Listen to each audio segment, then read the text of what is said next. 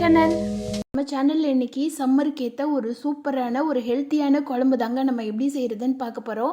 இந்த குழம்புல இல்லாத பெனிஃபிட்டே இல்லைன்னு சொல்லலாம். அந்த அளவுக்கு இதில் ஏகப்பட்ட பெனிஃபிட் இருக்குது. அதுவும் சம்மர்னால் ஏற்படுற பாடி ஹீட்டை குறைச்சி, பாடி ஹீட்னால் ரொம்ப ஜாஸ்தியாக நிறைய பேருக்கு பிரச்சனை இருக்கும். அந்த பிரச்சனையெல்லாம் சால்வ் பண்ணுறதுக்கு இந்த ஒரு கிழங்கு வச்சு நீங்கள் அடிக்கடி செய்து சாப்பிட்டிங்கன்னா அந்த பாடி ஹீட்டும் குறைஞ்சிடும், அதனால் ஏற்படுற பிரச்சனையும் குறைஞ்சிடும். நிறைய டைஜஷன் ப்ராப்ளம் சம்மரில் கண்டிப்பாக எல்லாருக்குமே இருக்கும். அந்த ப்ராப்ளம்லாம் குறையணுன்னா வாரத்தில் 2 முறை கண்டிப்பாக இந்த கிழங்கு வச்சு சாப்பிட்டு ஜீரண சக்தியை அதிகரித்து உடம்போட ஹீட்டையும் குறைச்சி உடம்பை குளிர்ச்சியாக வச்சுக்கிறதுக்கு இந்த கிழங்கு அடிக்கடி எடுத்துக்கிறது ரொம்பவே நல்லது. வாங்க இந்த கிழங்கு வச்சு குழம்பு எப்படி செய்கிறதுன்னு பார்க்கலாம்.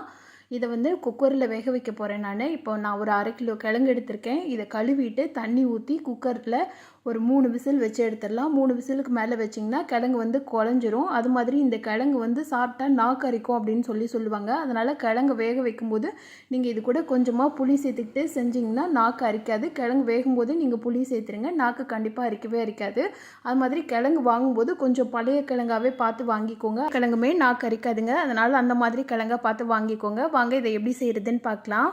இதை மண் சட்டியில் தான் செய்ய போகிறேன். மண் சட்டியில் செய்யும்போது இதோட டேஸ்ட் ரொம்பவே நல்லா இருக்குங்க. இந்த குழம்பு மட்டும் இல்லை, நீங்கள் புளிக்குழம்பு, காரக்குழம்பு இந்த மாதிரி குழம்புலாம் நீங்கள் மண் சட்டியில் செய்து பாருங்கள். அதோட டேஸ்ட் வேறு லெவலில் இருக்கும்.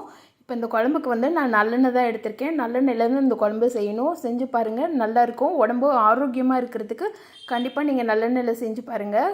எண்ணெய் நல்லா சூடாக இருக்குது. 1 ஸ்பூன் கடுகு உளுந்த பருப்பு, 1 ஸ்பூன் வெந்தயம், 1 கைப்பிடி அளவு கருவேப்பிலை எல்லாத்தையும் போட்டு நல்லா பொரிஞ்சு வந்தோடனே சின்ன வெங்காயம் எடுத்துக்கலாம். சின்ன வெங்காயம் தான் இந்த குழம்புக்கு போடணும். சின்ன வெங்காயம் போட்டோன்னா உடம்புல இருக்கிற ஹீட்டு குறையிறதுக்கு சின்ன வெங்காயமே ஹெல்ப் பண்ணும். அதனால் கண்டிப்பாக சின்ன வெங்காயம் எடுத்துக்கோங்க. பெரிய வெங்காயம் சேர்த்திங்கன்னா அது கேஸ்ட்ரிக் ப்ராப்ளம் இருக்கும். அதனால் நீங்கள் மோஸ்ட்லி சின்ன வெங்காயம் யூஸ் பண்ணுறது தாங்க நல்லது. நான் இன்றைக்கி ஒரு 100 கிராம் சின்ன வெங்காயத்தை தோலை உரிச்சிட்டு 2ஆக கட் பண்ணி வச்சுருக்கேன். அதையும் சேர்த்து இது கூட நல்லா வதக்கிடலாம். வெங்காயம் ரொம்ப வதங்க தேவையில்லை. ஓரளவுக்கு லைட்டாக பிரிஞ்சு வர்ற மாதிரி இருக்கும். அந்த அளவுக்கு நீங்கள் வதங்கினாலே போதும். இது கூட ஒரு பச்சை மிளகாவை 2ஆக கீறி சேர்த்துக்கலாம். இந்த குழம்புக்கு காரம் கம்மியாக தான் போட போகிறேன் நான். இது கூட ஒரு 10 பல் பூண்டை தோலை உரிச்சிட்டு சேர்த்துக்கோங்க. இது எல்லாத்தையும் சேர்த்து நல்லா வதக்கிடுங்க. சின்ன வெங்காயம் உடம்புக்கு குளிர்ச்சி தரக்கூடியதுங்க. அதனால தான் இந்த குழம்புக்கு கண்டிப்பாக சின்ன வெங்காயம் போடணும்னு சொல்கிறேன்.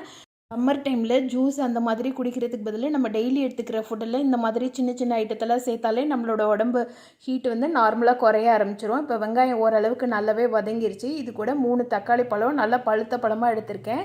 இது கூட 1 ஸ்பூன் மஞ்சள்தூள் சேர்த்துக்கலாம். கொஞ்சமாக உப்பு சேர்த்துக்கோங்க. கல்லுப்பு சேர்த்துட்டு எல்லாத்தையும் நல்லா வதக்கிடலாம்.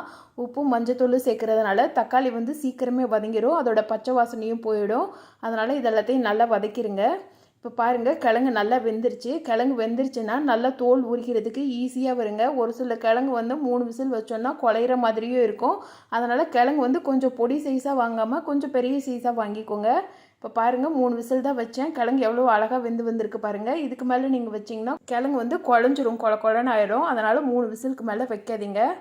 தோல் உரிக்கும் போது இந்த மாதிரி ஈஸியாக வரணும். அப்போனா கிழங்கு நல்லா வெந்துருச்சுன்னு அர்த்தம். இப்போ பாருங்கள், தக்காளி வெங்காயம் எல்லாமே நல்லா மசிஞ்சு வந்திருக்கு. இதுக்கு தேவையான அளவு குழம்பு பொடி சேர்த்துடலாம். குழம்பு பொடி நான் மிளகாத்தூள் தனியாக, மல்லித்தூள் தனியாக சேர்க்கல. நம்ம வீட்டில் அரைச்சி வச்சுருக்கிற குழம்பு பொடி தான் சேர்க்குறேன்.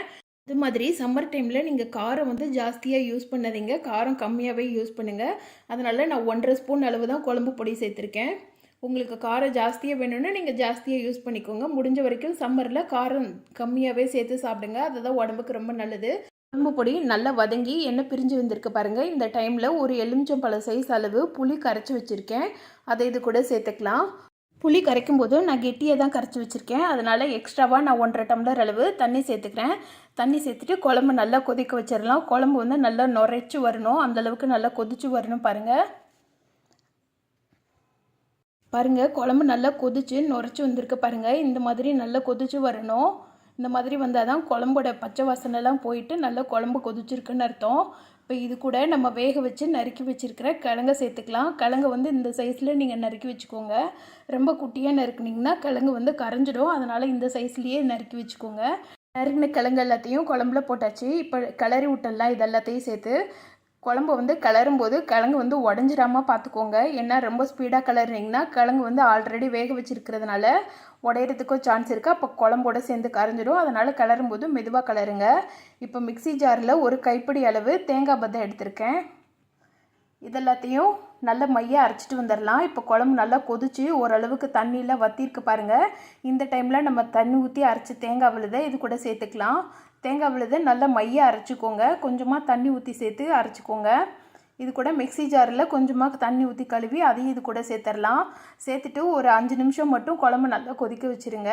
தேங்காய் சேர்த்ததுக்கப்புறமா ரொம்ப நேரம் கொதிக்க வைக்கக்கூடாதுங்க. ஒரு கொதி வந்தோடனே நீங்கள் ஸ்டவ் ஆஃப் பண்ணிடுங்க. இதெல்லாம் நல்லா கொதிச்சு வரட்டும். கொதிச்சு தண்ணியெலாம் நல்லா வற்றி வந்துடும். இப்போ பாருங்கள், தண்ணியெல்லாம் ஓரளவுக்கு வற்றி குழம்பு வந்து நல்லா திக்காக ஆரம்பிச்சிருச்சு. இந்த டைமில் நீங்கள் ஸ்டவ் ஆஃப் பண்ணிவிட்டு மேலே ஒரு குழிக்கரண்டி அளவு நல்லெண்ணெய் சேர்த்துக்கோங்க. நல்லெண்ணெய் சேர்த்துட்டு எல்லாத்தையும் நல்லா மிக்ஸ் பண்ணி விட்டிங்கன்னா சூப்பரான கருணக்கிழங்கு புளிக்குழம்பு, ஹெல்த்தியான புளிக்குழம்பு ரெடி ஆயிடுச்சு. இந்த டைமில் தாங்க கொஞ்சம் தண்ணியாக இருக்கிற மாதிரி இருக்கும். ஆறிடுச்சுன்னா குழம்பு வந்து நல்லா திக்காக கெட்டியாக ஆரம்பிச்சிடும்.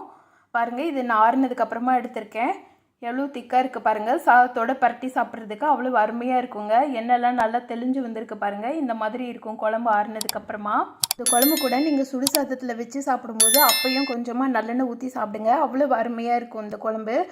இந்த டேஸ்டான ஹெல்த்தியான கருணக்கிழங்கு புளிக்குழம்பு நான் சொன்ன மெத்தடில் நீங்களும் உங்கள் வீட்டில் செய்து பாருங்கள். செய்து பார்த்துட்டு எப்படி இருந்துச்சுன்னு கமெண்ட் பண்ணுங்கள். இந்த வீடியோ பிடிச்சிருந்ததுன்னா இந்த வீடியோவுக்கு லைக் பண்ணி சேனலை சப்ஸ்கிரைப் பண்ணிவிடுங்க. Thank you friends.